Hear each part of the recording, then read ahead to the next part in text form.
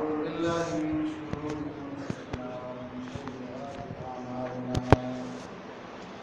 من يهده الله فلا مضل له ومن يضلل فلا هادي له ونشهد أن لا إله إلا الله وحده لا شريك له ونشهد أن سيدنا ومولانا محمدا عبده ورسوله أرسله إلى الناس كافة بشيرا ونذيرا وداعيا إلى الله بإذنه وسراجا منيرا أما بعد فقد قال الله تبارك وتعالى أعوذ بالله من الشيطان الرجيم بسم الله الرحمن الرحيم يا أيها الذين آمنوا لا تدخلوا بيوتا غير بيوتكم حتى تستأنسوا وتسلموا على أهلها ذلكم خير لكم لعلكم تذكرون فإن لم تجدوا فيها أحدا فلا تدخلوها حتى يؤذن لكم وإن قيل لكم ارجعوا فارجعوا هو أزكى لكم والله بما تعملون عليم ليس عليكم جناح أن تدخلوا بيوتا غير مسكونة فيها متاع لكم والله يعلم ما تبدون وما تكتمون صدق الله مولانا العظيم وصدق رسوله النبي الكريم ونحن على ذلك لمن الشاهدين والشاكرين والحمد لله رب العالمين মোহতারাম হাজিরিন, আল্লাহ রাব্বুল আলামিনের অশেষ মেহেরবানি যে তিনি আমাদেরকে জুমার নামাজ আদায়ের জন্য তার ঘরে আসার তৌফিক দিয়েছেন, তাই শুকরিয়া আদায় করব আলহামদুলিল্লাহ। আজকে একটা অধ্যায় বলবো যেটা হাদিসের প্রায় সকল কিতাবেই আছে, কোনো কিতাব বাদ থাকে না। সেটা হলো আমরা যে আরেকজনের বাড়িতে যাই, আরেকজনের ঘরে যাই, এই ঘরে যাওয়ার কিছু আদব আছে।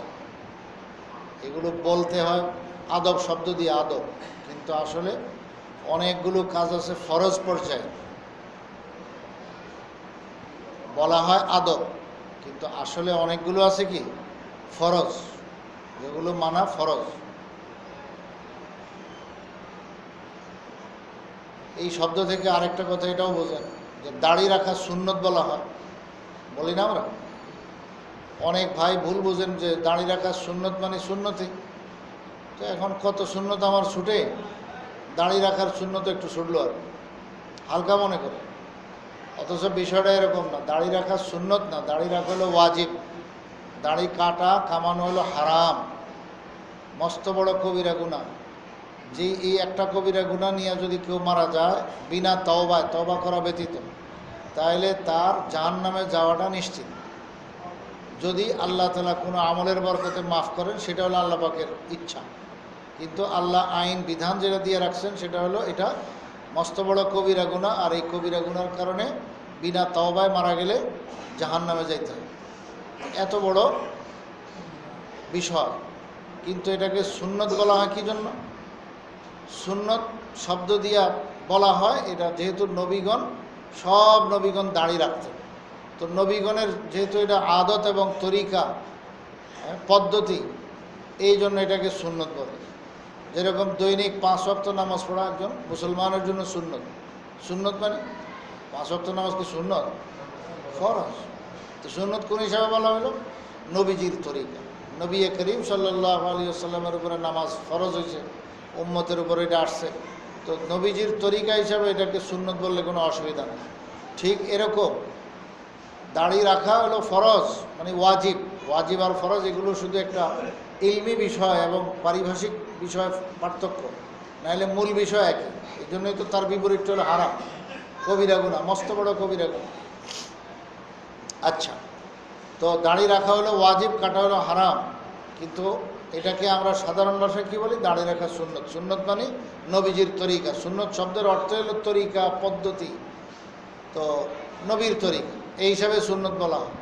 ঠিক এরকম আরেকজনের ঘরে যাওয়ার জন্য বলতে শব্দ বলে আদব, যে কী আদব কায়দা আছে, নিয়ম কানুন। এই নিয়মের মধ্যে সব কোনো ওই মুস্তাহাব পর্যায়ের বরং অনেকগুলো আছে ওয়াজিব এর পর্যায়ে। যেমন এই আয়াত আমি আপনাদের সামনে তেলাওয়াত করেছি, সূরা নূরের মধ্যে আল্লাহ তাআলা পরপর 3টা আয়াত নাযিল করেছে, কম না, 3টা আয়াত কমপ্লিট। কি সম্পর্কে? আরেকজনের বাড়িতে গেলে আমরা কিভাবে যাব সেই আদব কায়দা আমাদেরকে শরীয়ত শিক্ষা দিয়েছে, সরাসরি আল্লাহ তাআলা বলেছে। আর রাসূল সাল্লাল্লাহু আলাইহি ওয়াসাল্লামের শিক্ষা বহুত লম্বা। এখানে আমি মেশকাত শরীফ হাদিসের একটা অধ্যায় এনে খুলে রাখছি, অধ্যায়টার নাম হলো বাবুল ইস্তিজাম। মেশকাত শরীফের 400 পৃষ্ঠা হইতে 401 পৃষ্ঠায় 2 পৃষ্ঠার মধ্যে কথাগুলো আসছে, অনেকগুলো হাদিস। তো হাদিস বলার আগে আয়াত পড়েছি। আয়াতের একবারে সাদামাটা অর্থ যদি করে যায় তাহলে অর্থ হলো এই, আল্লাহ তাআলা বলেন, হে ঈমানদারগণ, তোমরা আরেকজনের ঘরে অনুমতি ব্যতীত প্রবেশ করবে না এবং সালাম দেওয়া ব্যতীত প্রবেশ করবে না। অনুমতি নিবা, সালাম দিবা, এরপরে প্রবেশ করো, ইজাজত পাইলে, অনুমতি পাইলে। বিস্তারিত পরে বলতেছে। আল্লাহ তাআলা বলেন, এই অনুমতি নিয়া, সালাম দিয়া প্রবেশ করা এটা তোমাদের জন্য বহুত ভালো, যদি তোমরা এই নসিহতটা গ্রহণ করতে। আল্লাহ তাআলা বলেন যে এই নসিহতটা তোমরা গ্রহণ করা দরকার, মানে গ্রহণ করলে অনেক লাভ আছে, আমাদেরই লাভ। একটু পরে বিস্তারিত বলুন। আল্লাহ তাআলা বলেন, ফাইল্লাম তাজিদু ফিহা আহাদান, একজনের বাড়িতে গেছো, দরজার সামনে কিন্তু কাউকে পাইলা না, ঘরে কোনো লোক নাই কিন্তু ঘরের দরজা খোলা। ফালা তাদখুলুহা হাত্তা ইউযানা লাকুম, খবরদার এই ঘরে ঢুকবা না অনুমতি পাওয়ার আগ পর্যন্ত। অনুমতি তোমাদেরকে দেওয়া হইলে, তোমাকে অনুমতি দেওয়া হইলে এইবার ঘরে ঢুকো। কাউকে দেখো না তো তুমি অপেক্ষা করো, ডাকাডাকি করো, কিন্তু ঘরে ঢুকো না। আচ্ছা, ওয়াইন কিল লাকুম ইরজিউ, যদি আল্লাহ তাআলা বলেন, যদি তোমাদেরকে বলা হয় এই চলে যাও, এখন চলে যাও, ঘরওয়ালাদের পক্ষ থেকেই জবাব আসছে যে এখন চলে যাও। ফারজিউ, আল্লাহ তাআলা বলেন সাথে সাথে চলে যাও। দেখছেন, চলে যাও বললে তুমি আর দেরি করো না, সেখান থেকে চলে যাও। হুয়া আজকা লাকুম, এটা তোমাদের জন্য বহুত পবিত্রতা, অনেক বড় পবিত্রতা এটার ভিতরে, চলে যাওয়ার ভিতরে, এই কথা মানার ভিতরে। আল্লাহু বিমা তা'মালুন আলিম, তোমরা কি আমল করো না করো এগুলো আল্লাহ তাআলা সব ওয়াকিফার, তিনি সব দেখেন, জানেন, শুনেন। তার জানার বাইরে কোনো কিছু নেই। তুমি কি করতেছ সব তিনি জানেন। লাইসা আলাইকুম জুনাহুন আন তাদখুলু বুয়ুতান গায়রা মাসকুনাতিন ফিহা মাতাউল লাকুম, তবে এমন ঘর যেই ঘরের মধ্যে শুধু সামান টামান রাখা আছে, মনে করেন ওই যে কি বলে গোডাউন, মাল রাখা আছে, তো সেখানে কোনো মানুষ বসবাস করে না। তো এমন যদি জায়গা হয়, এমন ঘর হয় যেখানে মানুষ থাকে না, মানুষ বসবাস করে না, অথবা মাল নাই, এমনিই বস ঘরে তালা আটকানো আছে, তো তালার চাবি তুমি পেয়ে গেছো, তো তুমি সেখানে ঢুকলে, এখন তালার চাবি পাওয়া মানে তো অনুমতি পাওয়া, তো এখানে তুমি ঢুকতে পারো। গোডাউনে কোনো মানুষ নাই, এখানে তুমি আর ইজাজত কার থেকে নিবা, এখানে তুমি ঢুকতে পারো। ফিহা মাতাউল লাকুম, যে ঘরের মধ্যে তোমাদের কোনো সামান টামান আছে, যেটার মধ্যে বসবাস করা হয় না, গায়রা মাসকুনাতিন, কেউ সেখানে বসবাস করে না, নারী পুরুষ কোনো মানুষ থাকে না, তো সেখানে তোমরা অবশ্য বিনা অনুমতিতেই দাখিল হইতে পারো, মানে তোমার নিজের ঘরে সেখানে ঢুকবার জন্য, সেই গোডাউনে ঢুকবার জন্য তুমি অনুমতি আর কার কাছে নেবা, তুমি সেখানে ঢুকতে পারো। কিন্তু যদি এমন হয় যে তোমার কর্মচারী 2-1 থাকে ওখানে, তাইলেও সেই গোডাউনে ঢুকতে হলে তোমার কি করতে হবে, ইজাজত নিতে হবে, এই অর্থ। আল্লাহু ইয়ালামু মা তুবদুন ওয়া মা তাকতুমুন, তোমরা যা প্রকাশ করো আর যা ভিতরে রাখো সবটা কিন্তু আল্লাহ তাআলা জানে। বারবার এই কথাটা বলতেছি, তোমার ভিতর বাহির সব আল্লাহ তাআলা জানেন, কি আমল করো না করো সব আল্লাহ তাআলা জানেন। মূল কথা তো ওইটাই, আল্লাহর ভয় ভিতরে থাকতে হবে, ভিতরে রেখেই এগুলো করতে হবে। এই পরপর 3টা আয়াত আল্লাহ তাআলা সূরা নূরের মধ্যে নাজিল করেছেন আরেকজনের বাড়িতে যাওয়ার জন্য কি কি আদব আছে, মানে ওই যে বললাম যে আদব মানে কি কি নিয়ম কানুন, ওই নিয়ম কানুনের মধ্যে অনেকগুলো হলো ওয়াজিব। যেমন একটা হলো এটা অনুমতি নেওয়া, এই অনুমতি নেওয়া হলো ওয়াজিব। অনুমতি নেওয়া ব্যতীত তার ঘরে একদম দরজা খোলা পায়ে ঢুকে যাওয়া, এটা সম্পূর্ণ নাজায়েজ হারাম গুনার কাজ। কীরকম গুনাহ? কবিরা গুনাহ। এই কবিরা গুনাহতে কত মানুষ লিপ্ত আল্লাহ জানে। এবার কিছু হাদিস শুনেন। তাইলে ব্যাখ্যা হয়ে যাবে। হাদিসের পরে যদি আর কোনো কথা বলার দরকার থাকে আমি বলব।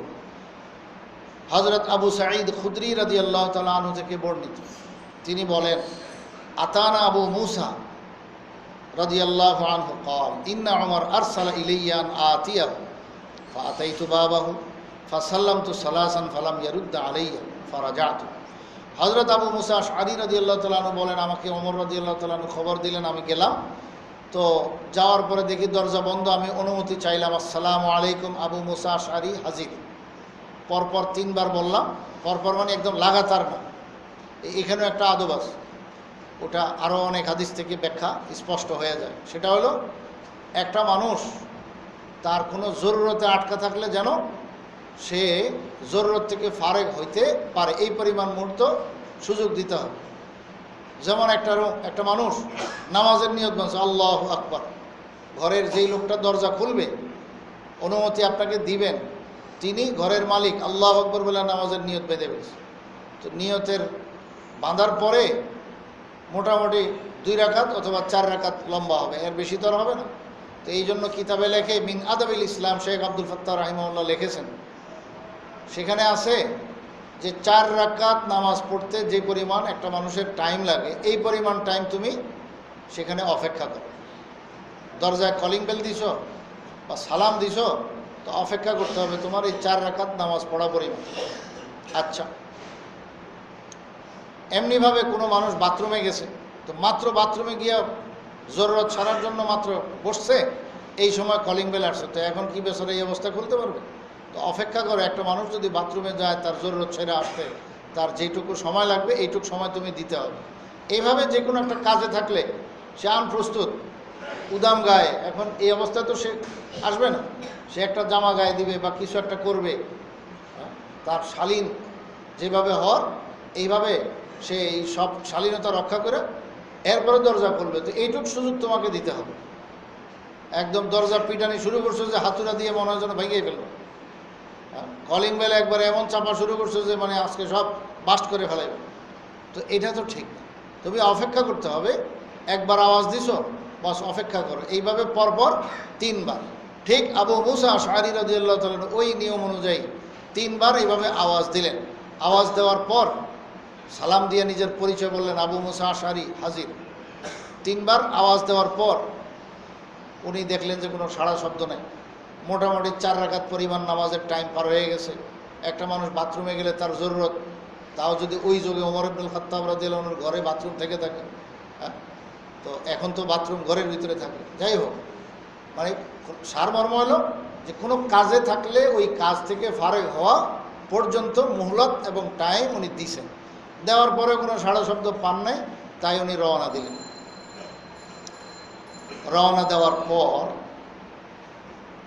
উনি কি করলেন, ওমর ইবনুল খাত্তাব রাদিয়াল্লাহু আনহু এর পরক্ষণে আসছেন, উনি রওনা দিয়ে চলে যাইতেছেন। তখন হযরত ওমর ইবনুল খাত্তাব গেট খুললেন, দরজা খুললেন, খুলে দেখেন যে উনি দূরে চলে গেছেন। ডাক দিয়ে বললেন, মা মানা আকান্তা আতিয়ানা, আপনি আমার কাছে আসার জন্য কি জিনিস বাধা হলো, এখানে কোন বাধার কারণে আপনি চলে গেলেন? আপনাকে কি আমি না করছি যা আপনি এখন চলে যান? চলে যেতে তো বলি নাই।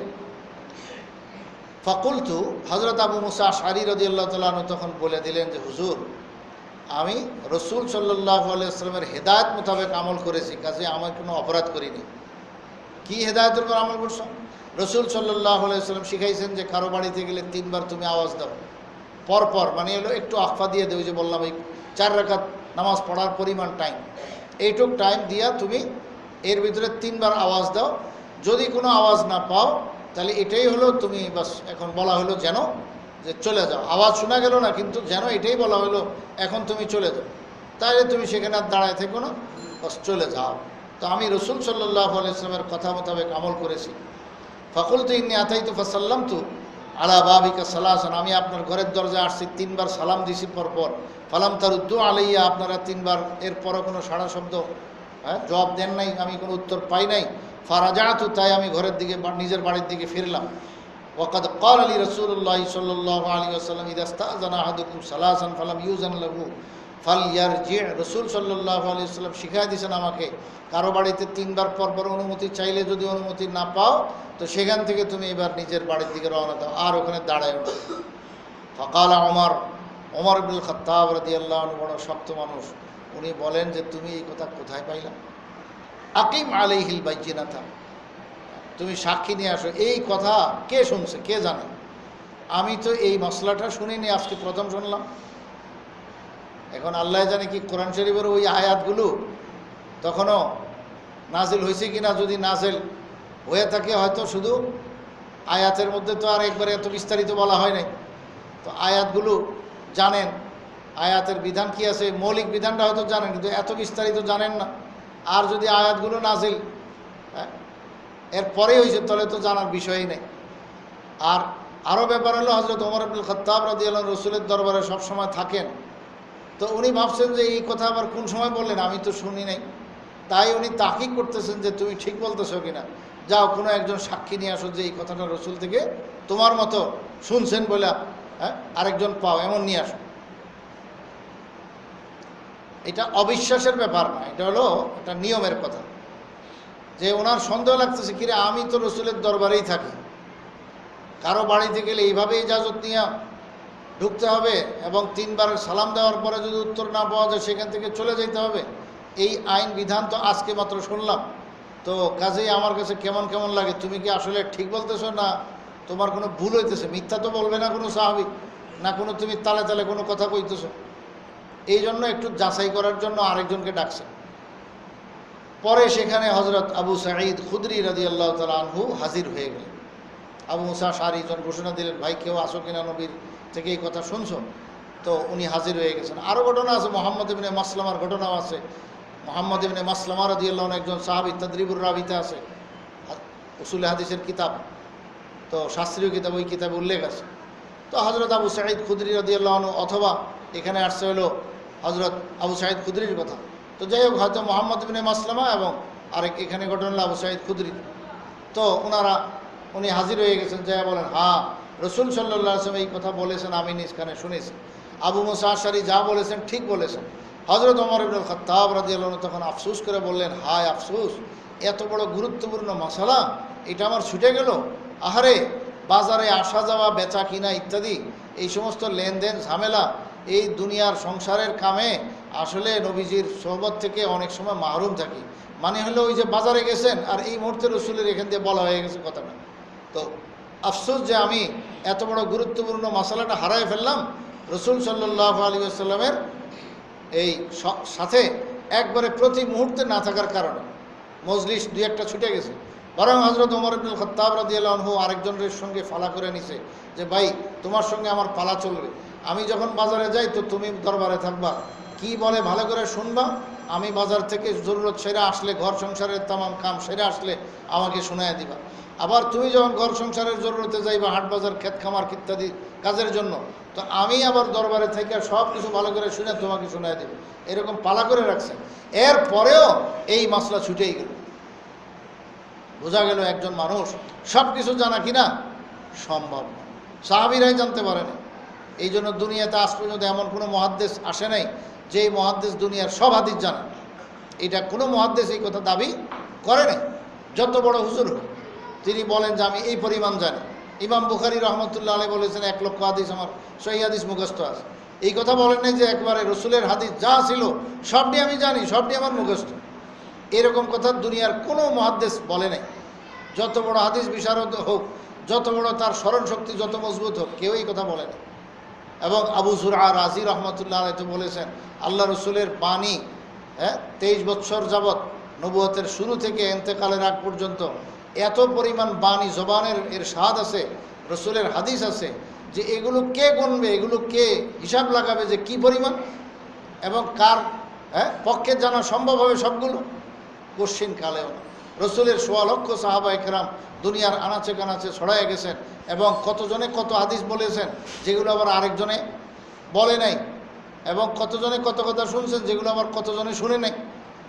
তো এরকম আল্লাহ রসুলের হাদিস অসংখ্য, সব হাদিস এই জন্য জানা একজনের পক্ষে সম্ভব নয়।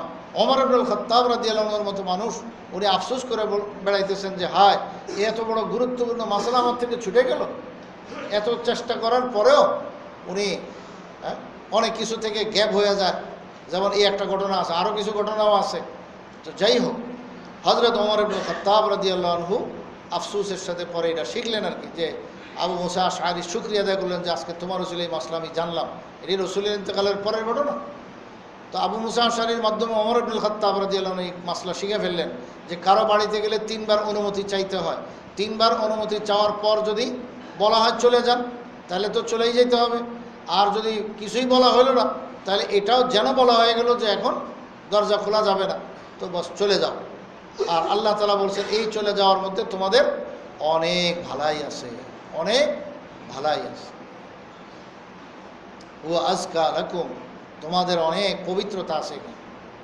আল্লাহু আকবার। আল্লাহ পাকের এই সমস্ত কথা আমরা যদি মানি, এর মধ্যে খায়ের আর খায়ের, ভালাই আর ভালাই, কত নেকি এর মধ্যে আছে, আর কত বিপদ থেকে বাঁচার লাইন আল্লাহ তাআলা এগুলো বাতায় দিয়েছেন।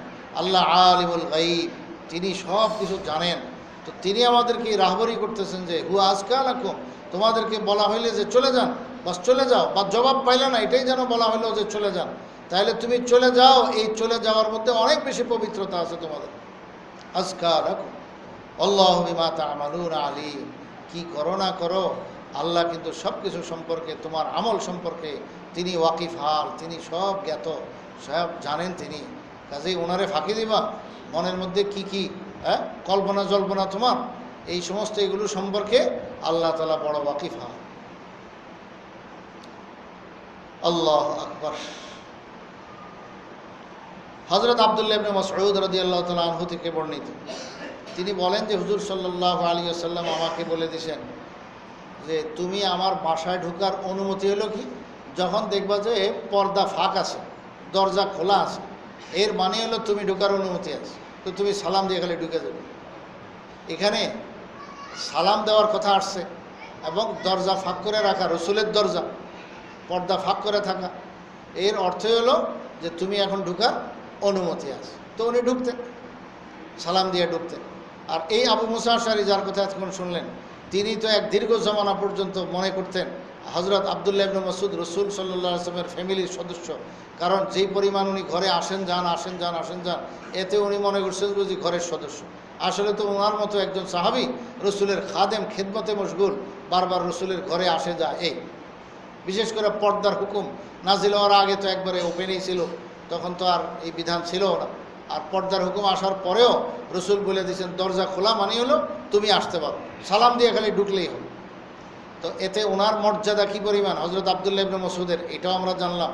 আব্দুল্লাহ ইবনে মাসউদের বিশেষ সম্পর্ক ছিল রসুল সাল্লাল্লাহু আলাইহি ওয়াসাল্লামের সঙ্গে, এবং রসুল সাল্লাল্লাহু আলাইহি ওয়াসাল্লামের সঙ্গে একদম শেষ দিন পর্যন্ত আব্দুল্লাহ ইবনে মাসউদ নামাজ পড়তেন, রসুলের একদম প্রথম কাতারের মুসল্লি। এবং ইনি নামাজ সম্পর্কে যে সমস্ত মাসলা মাসাইল উম্মতকে শিখাইছেন, এটা বহুত বড় ভারী জিম্মাদারি আদায় করেছেন।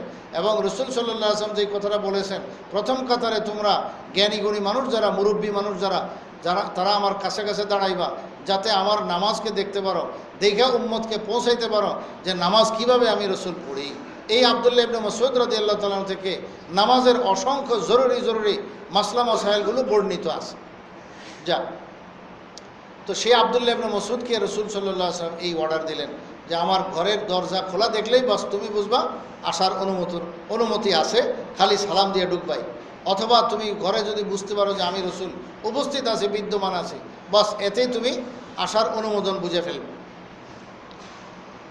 আল্লাহু আকবার। হযরত জাবের রাদিয়াল্লাহু তাআলা থেকে বর্ণিত, তিনি বলেন আতাইতুন নবিয়্য সাল্লাল্লাহু আলাইহি ওয়াসাল্লাম ফি দাইনিন কানা আলা আবি, আমার বাবা উহুদের যুদ্ধে শহীদ হয়ে গেছেন, তো ওনার কিছু ঋণ ছিল, সেই ঋণ পরিশোধের ব্যাপারে কোনো কথা মশওয়ারা নেওয়ার জন্য রসুলের দরবারে দুয়ারে আমি হাজির হইলাম। হাজির হওয়ার পরে দাকাতুল বাবা, আমি দরজায় আওয়াজ দিলাম। এখনকার মতো কলিং বেল নতুন এই সিস্টেম, এটা তো রসুলের যুগে ছিল না, তো সরাসরি দরজার গায়ে টোকা দেওয়া, ওই টোকা আমি দিলাম। দাকাতুল বাবা, মুস্তাদরাকে হাকিমের মধ্যে পরিষ্কার হাদিস আছে যে সাহাবায়ে কেরাম বলেন যে আমরা নখ দিয়া টোকা দিতাম। আঙ্গুলের পিঠ দিয়ে দিলে একটু আওয়াজ বেশি হবে, জোরে, আর নখ দিয়ে দিলে একটু কী হবে, আস্তে হবে, কম আওয়াজ।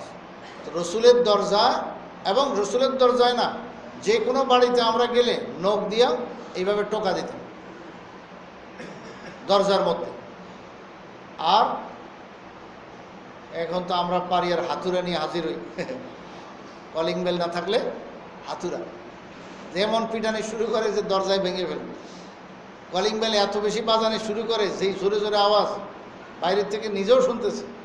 দেখেন ঘরওয়ালাকে পেরেশান করা হয়েছে, কেউ ঘুমায় থাকলে লাভ দিয়ে উঠবে, কিরে কী হলো, কেয়ামত আয়া গেল নাকি। অনফি খাফি সুর আছে না, সিংহায় ফুক দেওয়া হবে, তো সিংহায় ফুক আইসা গেল নাকি, এত জোরে আমরা কলিং বেল বাজাইতেই থাকি একবার না লাগাতার। তো এগুলো অন্যায়। কি এগুলো ভাই? অন্যায়, এগুলো গুনাহ। আল্লাহ তাআলা পরিষ্কার আমাদেরকে না করছে। তা আমরা পরস্পর একজন আরেকজনের বাড়িতে যে যাব, এটার জন্য এই সমস্ত নিয়ম কারণ আল্লাহ তাআলা আমাদেরকে শিখাইতেছে। হযরত জাবের রাদিয়াল্লাহু আনহু বলেন যে আমি যায়া আওয়াজ দিলাম, মানে নখ দিয়া টোকা দিলাম। টোকা দেওয়ার পর ভিতর থেকে রাসূল সাল্লাল্লাহু আলাইহি ওয়াসাল্লাম জিজ্ঞেস করলেন, মান তা, এই কে রে? ফাকুলতু আনা। হযরত জাবের রাদিয়াল্লাহু আনহু মাসলা তো আর জানা ছিল না, সব মাসলা ওনারা তো আর জানতেন না, আস্তে আস্তে ধাক্কা দুক্কা খাইয়া শিখছে, মানে বিভিন্ন পরিস্থিতির শিকার হয়েছেন। রাসূল সাল্লাল্লাহু আলাইহি ওয়াসাল্লাম পরে শিখাই দিয়েছেন, এই এটা তো এমনি না, এটা এমনি। কী বললেন উনি? রাসূল ভিতর থেকে জিজ্ঞেস করলেন কে? উনি উত্তর দিলেন আমি। এই আমি বলাটা এখানে ঠিক হয় না। রাসূল সাল্লাল্লাহু আলাইহি ওয়াসাল্লাম পরে বললেন ফাকাল, কি বললেন? আনা আনা কান্নাহু কারিহা, যে আমি আমি, এটা আবার কি? আমি কি কারো না? এক মুহাদ্দিসের বাড়িতে আরেকজন এরকম যায় আওয়াজ দিছে, টোকা দিছে। ভিতর থেকে মুহাদ্দিস সাহেব জিজ্ঞেস করে কে? উনি জবাব দিছে আনা। উনি ভিতর থেকে আবার বলতেছেন যে আনা নামে আমার কোনো দোস্ত নাই। বুঝলেন? আনা মানে আমি, আমি নামে আমার কোনো দোস্ত তো নাই, আপনি আবার কে? বোঝেননি? মানে হাসাইলেন আর কি, যে আমি, এটা কি পরিচয় হলো? আমি, এটা তো কোন ক্ষেত্রে বলা যায়? আপনার স্ত্রীর সামনে যদি আপনার দরজার বাইরে, ভিতরে স্ত্রী খুলতেছে আর আপনি বলতেছেন আমি, যদি এই ক্ষেত্রে চলতে পারে। কিন্তু আরেকজনের বাড়িতে আপনি গেলেন, সেখানে আপনি আমি বললে ঘরওয়ালা বুঝবে না আপনার আওয়াজ দিয়া, ঘরওয়ালারা বুঝবে না। তো এই জন্য সেখানে নাম ঠিকানা এগুলো বলা উচিত। আল্লাহ তাআলা সেটা আমাদেরকে শিখাইছেন। রাসূল সাল্লাল্লাহু আলাইহি ওয়াসাল্লাম এখানে তাকে বললেন, হযরত জাবের রাদিয়াল্লাহু আনহুকে, যে আনা আনা, আমি আমি, এটা আবার কী বলতেছ? বলো যে আনা জাবের, ইয়া রাসূলুল্লাহ, আমি আপনার সাহাবী জাবের ইবনে আব্দুল্লাহ, জাবের ইবনে আব্দুল্লাহ আপনার দরবারে হাজির, আপনার দুয়ারে হাজির। এটা না বলো, তুমি নাম না বলে বলো আমি। এই অভ্যাসটা আমাদের একবার অনেক বেশি। এটা কোন জায়গায় চলে? শুধু আমি শব্দটা শুনলে পরে আমি যাকে বলতেছি আমি, তিনি আওয়াজটা দিয়ে যাতে বুঝতে পারেন যে এটা কে। তো এটা তো নিজস্ব ঘরের মধ্যে চলে, তাও সব ক্ষেত্রেও বোঝা যায় না। তো আমি শব্দ না বললাম, সেখানে নাম বলা চাই। নিজের নাম মানুষ বলতে কি মনে করে তো আল্লাহ জানে, নাম বলতে চায় না। আমি, তো আমি বলি আমরা, এই আমি শব্দ আল্লাহ রসুল অত্যন্ত অপছন্দ করেছে। বলা চাই যে আমি অমুক, আমি বলেন আপনি, কিন্তু আমির সঙ্গে আরেকটা শব্দ বাড়াইতে হবে না, যে আমি অমুক, আমার নাম এই। এবং যেই নামে বললে তিনি চিনবেন, তার সঙ্গে কি শব্দে পরিচয়, কি নামে পরিচয়, এটা তো আপনি জানেন। তো তার দরজার সামনে আপনি ওইটাই বলতে হবে যেটা বললে তিনি চিনবেন। এখানে পরিচয়টা উদ্দেশ্য, কাজে শুধু আমি বললে এখানে চলে না, আল্লাহ রসুল না করলে। আরও অনেক লতিফা জরিফা আছে। আবু নুআইম আল ফাজল ইবনে দুকাইন, ইমাম বুখারী রহমতুল্লাহর একজন উস্তাদ। আবু নুআইম আল ফাজল ইবনে দুকাইন ইমামে আজম আবু হানিফা রহমতুল্লাহর শাগরিদ, আর ইমাম বুখারীর ডাইরেক্ট উস্তাদ না, দাদা উস্তাদ গালেবান। তো আবু নুআইম আল ফাজল ইবনে দুকাইন রহমতুল্লাহ আলাইহির দরজায় একজনে আওয়াজ দিল, জিজ্ঞেস করলেন ভিতর থেকে, মান, কে? উনি উত্তর দিলেন যে ইবনু আদম। প্রথমে বললেন আনা, যে আমি, দেখেন আমি বলার যে রোগ, ওটাই বললেন যে আমি। আবার উনি ভিতর থেকে প্রশ্ন করতেছেন, মান আনা, আমি যে বলতেছেন আপনি আমি, আমি বলতে কে আপনি? তো উনি এখানে তো নামটা বলার দরকার ছিল, আমি অমুক সলিমুদ্দি কলিমুদ্দি একটা নাম, তার যেটা নাম যেই নামে উনি চিনবেন সেটা বলা দরকার ছিল, ওই পরিচয় বলা দরকার ছিল। কিন্তু আল্লাহর বান্দা উত্তর কি দিলেন যে আনা ইবনু আদম। হ্যাঁ, এটার তর্জমা হলো আমি একজন সাধারণ মানুষ, আদম আলাইহিস সালামের সন্তান, আদম আলাইহিস সালামের সন্তান ইবনু আদম। তো হযরত আবু নুআইম আল ফজল ইবনু দুকাইন উনি একটু রসিক মানুষ ছিলেন, রসিক ছিলেন। তো উনি দরজা খুলে বলতেছেন, আচ্ছা আপনি আদম আলাইহিস সালামের সন্তান, মাশাআল্লাহ। আদম আলাইহিস সালামের কোনো সন্তান দুনিয়ায় বেঁচে আছে তো আমার জানা নাই, মাশাআল্লাহ আপনি আসেন, আচ্ছা আসেন আসেন। দেখে যে দোস্ত আর কি, তো এখন মজাক করতেছে যে আপনি আদম আলাইহিস সালামের সন্তান, আরে তশরিফ আনেন। একবারে নিজে সেই গদির থেকে উঠা ওনার গদিতে বসায় দিয়েছেন এবং তাজিম তাকরিম শুরু করছেন, মাশাআল্লাহ আপনি নবীর ছেলে, কোনো নবীর ছেলে আজ পর্যন্ত আমরা দেখি নাই, আপনি এখনও বেঁচে আছেন, মাশাআল্লাহ। মানে বুঝেন না, বাঁশটা দিতেছে আর কি। আহ, মানুষ শিক্ষা দিয়ে দিছে জীবনের জন্য যে তুমি ইবনু আদম বললাম, আরে বনি আদম, আদম আলাইহিস সালামের সন্তান তো দুনিয়ার সব মানুষই, তো এটা কোনো পরিচয় হলো? মানে মাসালার শিক্ষা একবারে উচিত মতো দিয়ে দিছে, এমনভাবে শিক্ষা দিয়েছেন ওই বেচারা জিন্দিগির জন্য শিক্ষা পেয়ে গেছে, আর এই কথা বলবে না। যেমন তাজিম শুরু করছে, আত্মা দাবানো শুরু করছে, সালাম কালাম, যে হুজুর আপনি নবীর ছেলে মাশাআল্লাহ, অথচ যিনি কইতেছে উনিও তো নবীর ছেলে। আমরা কার ছেলে ভাই? কি আমরা নবীর ছেলে না? আমরা বনি আদম না? আদম সন্তান না? আদম আলাইহিস সালাম আমাদের আদি পিতা, সে মা হাওয়া আলাইহিস সালাম, আদম আলাইহিস সালাম সেই মার বাবার সূত্রেই তো আমাদেরকে আল্লাহ তাআলা দুনিয়া পাঠাইছেন। তো আমরা আদম আলাইহিস সালামের সন্তান। তো তুমি এমন এক পরিচয় দিলা যে এত ব্যাপক যে সারা দুনিয়ার মানুষ এর জন্য, সবার জন্য পরিচয় তো এটাই যে সে আদম সন্তান। তো এই নিয়ে পরিচয় হলো, সুবহানাল্লাহ। আরে আমি বাংলাদেশি এটা বললেও তো পৃথিবীর একটা জায়গা তো সীমাবদ্ধ, যে আমি বাংলাদেশি, যদি এটা কোনো পরিচয় না। কিন্তু আমি ইবনে আদম, ইবনে আদম মানে হলো সারা দুনিয়ার সব মানুষ, যে কোনো ব্যক্তি তো ইবনে আদম, আদমের সন্তান। তো এরকম পরিচয় তুমি দিলা, মানে মাসালার শিক্ষা খুব ভালোভাবে দিছে। তো এই ধরনের পরিচয় না বলা চাই, বরং পরিচয় বলতে হবে আমাকে যেই নামে উনি চিনবেন সেটাই বলা চাই। হুজুর সাল্লাল্লাহু আলাইহি ওয়াসাল্লাম খুব অপছন্দ করলেন যে আনা বলা, আমি বলা। তো আমি না বলে আমি অমুক নামটা বলে ফেলব, এই হলো আমাদের আদব। আল্লাহু আকবার। আরেক ঘটনা, হযরত আবু হুরায়রা রাদিয়াল্লাহু তাআলা আনহু বলেন যে হুজুর সাল্লাল্লাহু আলাইহি ওয়াসাল্লাম একবার একটা পেয়ালাতে দুধ নিলেন, নিয়ে বললেন যে এখানে সুফফাবাসী, মসজিদে নববীর কিনারে যে সুফফা, সেই সুফফাবাসী ওখানে কিছু সাহাবায়ে কেরাম থাকতেন যাদের সংখ্যা 200, 300, 400 পর্যন্ত হইতো, কোনো সময় কম, কোনো সময় বেশি থাকতো। তারা মসজিদেই থাকতেন সবসময়। এই সুফফাবাসীদেরকে খবর দাও, এদেরকে দুধ পান করাবো। হযরত আবু হুরায়রা রাদিয়াল্লাহু তাআলা আনহু দৌড় দিয়ে গেলেন যে আপনাদেরকে রাসূল সাল্লাল্লাহু আলাইহি ওয়াসাল্লাম স্মরণ করেছেন। পরে হযরত আবু হুরায়রা বলেন ওনারা সবাই রাসূলের দরবারে আসলেন, আয়েশা অনুমতি চাইলেন, ইয়া রাসূলুল্লাহ আমরা কি ঘরের ভিতরে আসতে পারি? তো রাসূল সাল্লাল্লাহু আলাইহি ওয়াসাল্লাম তাদেরকে অনুমতি দিলেন, তখন তারা সবাই ঘরে প্রবেশ করলেন। তো এতে কি বুঝলেন?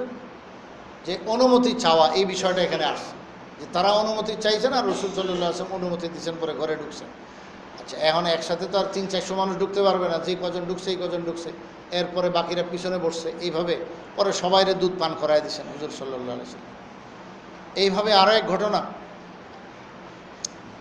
হযরত সফওয়ান ইবনে উমাইয়া রাদিয়াল্লাহু আনহু তিনি একবার দুধ অথবা খাসি বকরি বা ভেড়া দুম্বা এরকম কিছুর গোশত, ভুনা করা গোশত, আর সঙ্গে হলো খিরাই এবং কি বলে শশা, এই জাতীয়, কাকড়ি বলে উর্দুতে, তো কাকড়ি, খিরাই, শশা এই জাতীয় যেগুলো গোশতের সাথে খাওয়া হয়, রাসূল সাল্লাল্লাহু আলাইহি ওয়াসাল্লামের কাছে এগুলো আমি হাদিয়া পাঠাইলাম। আচ্ছা, ফাকাল নবী সাল্লাল্লাহু আলাইহি ওয়াসাল্লাম ইরজি, না কি বলো, ওয়ান নবী সাল্লাল্লাহু আলাইহি ওয়াসাল্লাম বিআলাল ওয়াদি ক্বালা ফাদাখালতু আলাইহি, নবীজি সাল্লাল্লাহু আলাইহি ওয়াসাল্লামের কাছে তো গেলাম, যায়া দেখলাম উনি অনেক এলাকার একদম উঁচু এলাকায় সেখানে আসেন। তো নবীজি যেখানে আসেন আমি সেখানে একদম ঢুকে পড়ছি নবীজির মজলিসে। মজলিস মানে এরকম মজলিস না, খাস মজলিস, নবীজির দরবারে আমি গেলাম। ওয়ালাম উসাল্লিম ওয়ালাম আস্তাজিন, আমি সালামও দেই নাই, অনুমতিও চাই নাই। এই ভুলটা হইল। হযরত সফওয়ান ইবনে উমাইয়া বলেন, ফাকালান নবী সাল্লাল্লাহু আলাইহি ওয়াসাল্লাম ইরজি ফাকুল আসসালামু আলাইকুম আদখুলু, এই মিয়া যাও, বাইরে যাও, যাইয়া আবার তুমি অনুমতি চাও যে ইয়া রাসূলুল্লাহ আমি কি আসতে পারি, যাও অনুমতি চাও। এইগুলো হলো প্র্যাকটিক্যাল শিখানো। সাহাবীকে একদম মজলিস থেকে ওনার রসুলের দরবার থেকে উঠাই দিয়েছেন, নিকট থেকে উঠাই দিয়েছেন, যাও তুমি, যাইয়া আবার অনুমতি চাও এবং সালাম দাও এবং বলো যে আমি কি প্রবেশ করতে পারি আদখুলু। তো ওই সাহাবী চলে গেছেন এবং অনুমতি প্রথমে চাইলেন, ইয়া রাসূলুল্লাহ আমি আসতে চাইতেছি, আসতে পারি? হ্যাঁ, আসার অনুমতি দিলাম। এইবার রসুলকে দেখেই সালাম দিলেন। তো প্রথম যদি সালাম হয় বাইরে সালাম, ঘরের বাইরের সালাম, ওটা হলো অনুমতির সালাম। আর ঘরের ভিতরে ঢুকলে আরেক সালাম দিতে হয়, তো এটা ডবল সালাম। এটা হলো আসল সালাম, ওটা হলো অনুমতির জন্য। আর অনুমতি সালাম ছাড়া এমনিও মুখের ভাষায় অন্য ভাষায় বলা যেতে পারে, বাস এমনি বলতে পারে যে আমি কি আসতে পারি। তো এটা হলো সালামের আগের কথা। যখন অনুমতি পাইল এইবার সালাম দিল, সালাম দিয়ে বলতেছে যে আমি কি আসতে পারি আপনার সামনে। রসুল সাল্লাল্লাহু আলাইহি ওয়াসাল্লাম তখন অনুমতি দিলেন এবং উনি ঘরে ঢুকলেন। এখান থেকে আমরা এটা বুঝলাম যে কেউ যদি এরকম অন্যায় করে তো তাকে শিখানোর জন্য আমরা এটা করতে পারি, তবে যারে তারে আবার শিখাইতে যায় না, সবাইরই শেখানো যায় না। আপনি আপনার মুরব্বিরই শিখাইতে পারবেন না, তাকে আদবের সাথে হয়তো পেশ করতে পারেন মশলা। তো যার উপরে আপনার ক্ষমতা চলবে, যাকে আজকে প্র্যাকটিক্যাল শিখাইলে সেটা মাইনা নিবে এবং গনিমত মনে করবে, শুকরিয়া আদায় করবে, তাইলে এমন মানুষকে আপনি বলতে পারেন যে দেখো এইভাবে না, আসলে আসার নিয়ম, কারো বাড়িতে ঢোকার নিয়ম হলো এই যে তুমি আগে বাইরে যাও, বাইরের থেকে আমার কাছে অনুমতি চাও। অনুমতি চাইলে পরে আপনি অনুমতি দিলেন, এরপরে বলেন যে এবার সালাম দাও ঘরওয়ালাদেরকে, আমি আছি, ঘরওয়ালারা আছে, আসসালামু আলাইকুম বলো এবং আমি কি আসতে পারি এটা বলো। এগুলো শিখান আপনি প্র্যাকটিক্যাল। তো রসুল সাল্লাল্লাহু আলাইহি ওয়াসাল্লাম শিখাই দিচ্ছেন, ঘর থেকে একদম বাইর করার পরে আবার অনুমতি নিয়ে যেভাবে নিয়ম ছিল ওইভাবে ঢোকার সিস্টেম দেখাই দিলেন, শিখাই দিলেন। তো আমরা এখান থেকে অনেক বড় শিক্ষা পাই।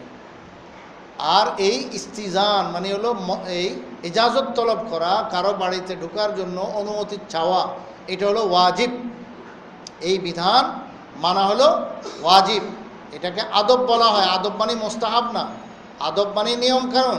এটা একটা নিয়ম, এই নিয়মটা হলো ওয়াজিব, এটা মানা হলো ওয়াজিব।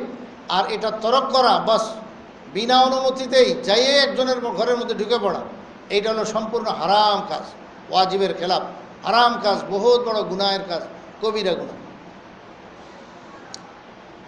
আল্লাহু আকবার। আর একটা আদব রসুল সাল্লাল্লাহু আলাইহি ওয়াসাল্লাম শিখাইতেছেন। عن عبد الله بن بصر رضي الله تعالى عنه قال كان رسول الله صلى الله عليه وسلم إذا أتى باب قوم لم يستقبل الباب من تلقاء وجهه ولكن من ركنه الأيمن أو الأيسر فيقول السلام عليكم السلام عليكم। হুজুর সাল্লাল্লাহু আলাইহি ওয়াসাল্লাম কারো বাড়ির সামনে গেলে, দরজার সামনে গেলে একদম দরজা বরাবর ওই দিকে মুখ করে, ঘরের দিকে মুখ করে দাঁড়াইতেন না, দাঁড়ায় অনুমতি চাইতেন না। দরজা থেকে হয় ডান দিক নাহলে বাম দিক ফিরা দাঁড়াইতেন। দেখেন এই যে কত বড় একটা আদব। আদব না, এটাও ওয়াজিব, কিন্তু এই ওয়াজিব আমরা আমল করি। আমরা কি করি, দরজার দিকে মুখ করে দাঁড়ায় থাকি। তো খুললে কে, এটা অনেক সময় আছে সে কী বলে লুকিং গ্লাস নাকি, ওটা নাও থাকতে পারে। তো এখন দরজা খুলে দেখতে হয় যে কে। এখন যদি আমি ওইদিকেই তাকায় থাকি, এমন হইতে পারে যে কোনো ঘরের মেয়ে মানুষ সে দরজা খুলছে দেখার জন্য যে কে। তো আপনিও যদি ওদিকে তাকায় থাকেন, আমি যদি ওদিক তাকায় থাকি, তাহলে এই যে অবৈধ কাজ হয়ে গেল, একজনকে দেখা হয়ে গেল, এটা জায়েজ নাই। এই জন্য হয় ডান দিক নাইলে বাম দিক, মানে অন্য দিক, অথবা একদম পিছন দিক, যে দরজাকে পিছ করে আপনি আরেক দিক ফিরে দাঁড়ায় থাকেন, মানে আপনি আপনাকে দেখান যে আপনি এখানে উপস্থিত আছেন, আপনি কে, যাতে সে দেখলে বুঝতে পারে যে অমুক লোক। তো সে দেখা এইবার তার প্রস্তুতি মতো সে খুলবে। আসল কথা হলো আমাদের পর্দারও কোনো বালাই নাই, কোনো এহতেমাম নাই। যে আসে মেয়ে মানুষের দরজা খুলে এবং পর্দার কোনো গোষ্ঠীও নাই যে আসেন আসেন করে একদম অন্দর মহলে নিয়ে বসায় দেন। এই হলো আমাদের সমাজ। এই কারণে যত সব বিপদ আমাদের উপরে, ঘরের রহমত নাই, বরকত নাই, এবং ছেলে সন্তান সব কি যে হয় হালাত, এগুলো এই পর্দা না মানার কারণে যা মুসিবত আসার সব মুসিবত মাথার উপরে আসে। শরীয়ত আমাদের আরামের জন্য, আমাদের চরিত্রের হেফাজতের জন্য, আমাদের সব দিক দিয়ে সুখ শান্তির জন্যই এই সমস্ত বিধানগুলো রাখছে। যে ঘরে তুমি অনুমতি চাইবা, দরজার দিকে মুখ করো না। তুমি কে এটা বোঝার জন্য দরজা খুলে দেখতে হইতে পারে, আর দেখবে হয়তো কোনো মহিলা মানুষ, তো তুমি এরকম অবৈধভাবে এরকম দেখে ফেললা, ওদিক তাকায় রইছ। আমরা এরকমই করি যে কে খুলতেছে আগের থেকে উকি দিয়ে থাকে, নাউযুবিল্লাহ। আরেক হাদিস আছে, এক সাহাবী রাসূল সাল্লাল্লাহু আলাইহি ওয়াসাল্লাম দরজায় গিয়া একটু ফাঁকা দেখছে, তো ওখান দিয়ে তাকাইছে রাসূল কী অবস্থায় আছে। রাসূল সাল্লাল্লাহু আলাইহি ওয়াসাল্লামের হাতে তখন একটা শলা ছিল, যেই শলা দিয়া মাথা চুলকাইতেছেন, একটু পিঠে চুলকাইতেছেন, শলা ছিল। তো এই অবস্থায় দেখছে, দেখা পরে উনি সালাম দিছে, অনুমতি দিছে। রাসূল অনুমতি দেওয়ার পরে কয়, ইয়া রাসূলুল্লাহ, আমি তো আপনাকে দেখে ফেলছি আগেই ফাঁকা দিয়া, আপনি এরকম এই মাথা চুলকাইতেছেন, পিঠ চুলকাইতেছেন এই শলা দিয়ে। আল্লাহ রাসূল বলে, কমবক্ত, তুমি দেখে ফেলছো? আরে আমি যদি জানতাম, আমি যদি বুঝতাম যে তুমি আমার দিকে তাকাইতেছো অনুমতি নেওয়ার আগে, তাহলে আমার হাতের যে লোহার শলাই দেখছো, এটা একদম মানে দিয়া তোমার চোখকে ফুটা করে দিতাম আজকে। কত বড় কথা যে একজন মুসলমান সাহাবীর সে চোখ ফুটা করে দিবে শলা দিয়া। বুঝেন এটা কত বড় জরুরি বিষয় ছিল। আর আজকে আমরা এগুলো গুরুত্বই দেই। ঘরের দরজা ফাঁক করার পর আমি যদি ঘরের সবই দেখে ফেলি, এবং কে খুললো, কোনো মহিলা মানুষ মেয়ে মানুষ খুললো, তাকে দেখেই ফেলি, তাইলে আর এই অনুমতি নেওয়ার দরকারই কি ছিল? এই অনুমতি তো ফাও হল। যেই জিনিসের হেফাজতের জন্য যেই এই কৌশলগুলো শেখানো হয়েছে, সবই তো বেকার হয়ে গেল। এই জন্য তুমি ডান দিকে ফিরে দাঁড়াও, বাম দিকে ফিরে দাঁড়াও, তো আরেক দিকে ফিরে থাকলে তোমার চোখ ঘরের দিকে গেল না, ঘরওয়ালার দিকে গেল না, ওয়ালির দিকে গেল না। বাকি সে যা বুঝার, এই লোকটা কে, সে পরিচয়টা সে জেনে ফেললো। এক পাশ দেখলে মানুষের বোঝা যায় তিনি কে। হয়তো পিছনের দিক দেখলে, চেহারা না দেখলে নাও বোঝা যাইতে পারে। এটাও একটা হেকমত আছে যে একদম পুরো পিঠ দিয়ে দাঁড়ান নাই কিন্তু আল্লাহ রাসূল, হয় ডান দিকে ফিরে দাঁড়াইতেন, তাহলে এক পাশ ঘরওয়ালাদের দিকে, আর নাহলে বাম দিকে ফিরে দাঁড়াইতেন, তাহলে এক পাশ হলো ঘরওয়ালাদের দিকে। তাহলে ওই পাশটা দেখা যাতে বুঝে যে ইনি কে। এই হলো আল্লাহ রাসূলের শিক্ষা। তো এগুলো সাধারণ শিক্ষা নয়, এগুলো বহুত বড় গুরুত্বপূর্ণ শিক্ষা। আমার আপনার চরিত্রের হেফাজতের জন্য, আমার আপনার বউ বেটির হেফাজতের জন্য, আমার আপনার জীবনের হেফাজতের জন্য, আমার আপনার সংসারের হেফাজতের জন্য, আমার আপনার সংসারে অশান্তি যাতে না হয়, অশান্তি সৃষ্টি না হয়, এই সব কিছুর হেফাজতের জন্য, নিজের মানুষের ইজ্জত আবরু, নিজের আখিরাত দুনিয়া সব কিছুর হেফাজতের জন্য এই সমস্ত ব্যবস্থা। দেখা যায় ছোট্ট আমল, কিন্তু এই ছোট্ট আমলের ভিতরে আল্লাহ পাক যে কত কিছু নিহিত রাখছেন তা আল্লাহ পাক ভালো জানেন। এই জন্য এক কথা কয়ে দিয়েছেন না যে কি আপনার আল্লাহ তাআলা বলেন যে ওয়াল্লাহু বিমা তা'মালুনা আলিম। আবার বলেন আল্লাহ তাআলা ওয়াল্লাহু ইয়ালামু মা তুবদুন ওয়া মা তাকতুমুন। তোমরা কি প্রকাশ করো আর ভিতরে কি রাখো সব কিন্তু তিনি জানেন। কি কল্পনা জল্পনা লাগাইতেছো মনে, এটি তিনি জানেন। ঘরের ফাঁকা দিয়া ফুঁকা দিয়া তার বউ বেটিকে দেখে ফেলছো, আর মনে কোন ধরনের কি কল্পনা করতেছো, এগুলো আল্লাহ পাক সব জানে। কি কথা যে আল্লাহ তাআলা এখানে বলেছেন, আল্লাহু আকবার। তো আল্লাহ আসমান থেকে বিধান নাজিল করেন আমাদের জন্য যে তোমরা কারো বাড়িতে গেলে অনুমতি ছাড়া ঢুকবে না। অনুমতি চাওয়ার এত পদ্ধতিগুলো সব শুনলাম আমরা হাদিস থেকে। তাইলে কারো বাড়িতে একদম সরাসরি বাস ঢুকে যাওয়া এটা ঠিক না, একটু অপেক্ষা করতে হবে। ঘরওয়ালা যদি বলেন 1 মিনিট একটু দাঁড়ান, আপনি দরজা ধাক্কা দিয়ে ঢুকে যান না, ঢুকার অনুমতি নাই, বলে আমার দোস্তই তো। আরে না, দোস্ত দেখে কী হয়েছে, তার ঘরে ঢুকা এটা আপনার জন্য অবৈধ। সে 1 মিনিট যখন সুযোগ চাইছে, অবশ্যই তার ব্যক্তিগত কোনো ব্যাপার আছে, বউ বেটির হেফাজত আছে, যে তোমরা অধিক সরব, পর্দা লাগাও, তারপরে ঘরে আগুসালন কিছু আছে, এগুলো সে ঠিকঠাক করবে, কত ব্যাপার আছে। এবং ঘরে একটা মানুষ তার যে অবস্থায় থাকে, যে শুধু নাভি থেকে হাঁটু পর্যন্ত ঢাকনা আছে, আর বাকি শরীর সাধারণত ঘরের মধ্যে একদম নিজের জায়গায় থাকলে মানুষ উদাম থাকে। গরমের মৌসুমে, শীতের মৌসুম তো আলো। যাই হোক, তো এই কাপড় চোপড়ের ব্যাপার আছে। এখন এই উদাম শরীর নিয়ে আপনার বাসায় চেয়ারম্যান সাহেব আসছে, চেয়ারম্যান সাহেবের সঙ্গে এই অবস্থা আপনি দেখা করা, অমুক সাহেব আসছে, অমুক বড় লোক আসছে, অমুক মানুষ আসছে, আপনার একজন মুরব্বী আসছে, তার সঙ্গে আপনি এইভাবে দেখা করতে আপনি চান না, এবং আপনি এইভাবে শরীর দেখাবেন তাকে, এটা আপনি পছন্দ করেন না। শরীয়ত আল্লাহ তাআলা এই জন্য আইন লাগাই দিয়েছেন যে তুমি অবৈধভাবে আরেকজনের শরীর এইভাবে দেখে ফেলানো, যে না না দোস্ত আমি আসতেছি, অসুবিধা নেই, আরে আমরাই তো, এই কয়ে আপনি ঢুকে পড়লেন, না এটা না যায়। তাকে সুযোগ দেন আপনি, সে জামা গায়ে দেখ, সে তার যেভাবে সে পছন্দ করে এই অবস্থা আপনার সামনে আসা, ওইটুক সুযোগ তাকে দিতে হবে। অগুছানো কিছু থাকলে সেটা গুছগাছ করার সুযোগ দিতে হবে, এবং বউ বেটির হেফাজত সে ভিতরে করলো, পর্দা টানাইলো, সব কিছু ঠিকঠাক করে এরপরে বললো যে এবার আসো। তো হঠাৎ করে ঢুকে যাওয়া এটা হলো অনধিকার চর্চা। আরেকজনের উপরে নিজে মুসাল্লাত হওয়া, আরেকজনের মাথার উপরে সাওয়ার হওয়া, আরেকজনের মাথার উপরে সাওয়ার হওয়া, এটা অনধিকার চর্চা। এইটা কোশ্চিন কালেও ইজাজত নাই, এটা বহুত বড় কবিরা গুনাহ, মস্ত বড় গুনাহ। আল্লাহ তাআলা আমাদেরকে এই সব কিছু আমল ঠিকমতো বুঝার এবং আমল করার তৌফিক দান করেন। আমিন সুম্মা আমিন।